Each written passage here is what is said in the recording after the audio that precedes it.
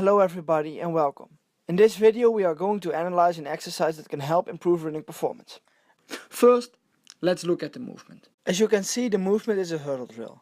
You can also see me freezing some degrees of freedom and therefore move my arms quite awkwardly. So for the sake of this video, let's take the arm movement out of account. In order to analyze why this movement is so good for developing running performance, we're going to analyze all the components in depth.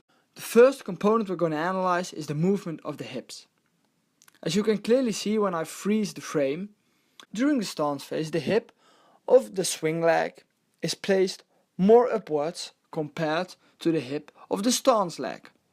This position is called the hip lock position and is assumed to be very important in running performance. As you can see on this photo, elite runners like Usain Bolt have this hip lock position. The hip lock position is speculated to help extend the stance leg more forcefully due to something called the crossed extension reflex, which is a movement that facilitates rapid extension of the stance leg while flexing in the hip of the swing leg.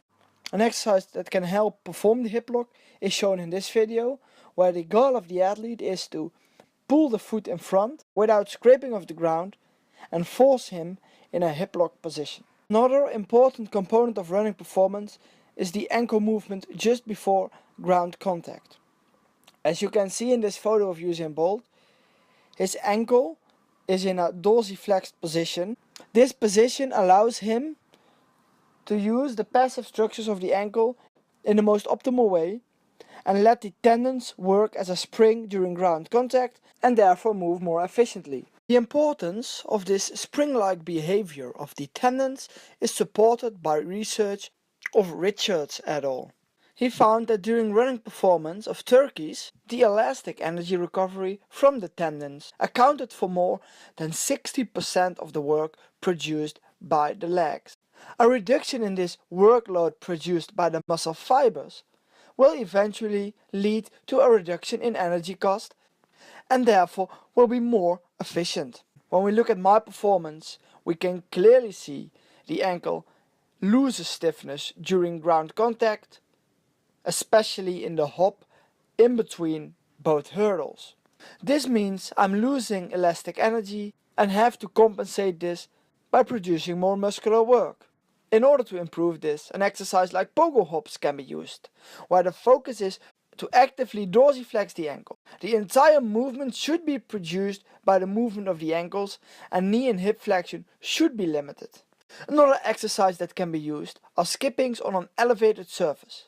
The leg on the elevated surface will reach ground contact earlier than expected.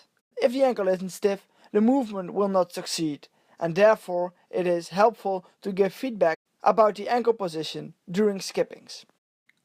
The last aspect that is evaluated is the movement of the swing leg.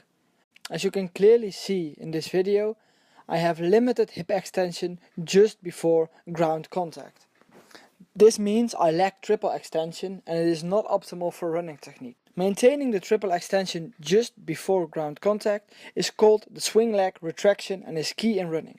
As you can clearly see in this photo of Usain Bolt, he is executing this swing leg retraction properly and has hip, knee and ankle extension. This swing leg retraction is also viewable in more agility based skills such as changing direction or single leg vertical jumping. As you can clearly see in this photo, the Japanese athlete maintains a hip extended position just before he reaches the ground. He therefore has a good swing leg retraction. In order to improve this aspect of the skill, we can eliminate the hurdles and therefore make the skill easier to execute, and the athlete is able to focus on extending his hips forcefully. Another option is to do skippings, where the only focus of the skipping is retracting the leg forcefully and extending the hips near ground contact. After this analysis, the video comes to an end. I know we haven't analyzed all the technical components of the drill, but I've chosen to highlight the 3 most important aspects, and I hope you have a better understanding in how these aspects influence running performance and how they can be improved during this running drill or certain assistance exercises.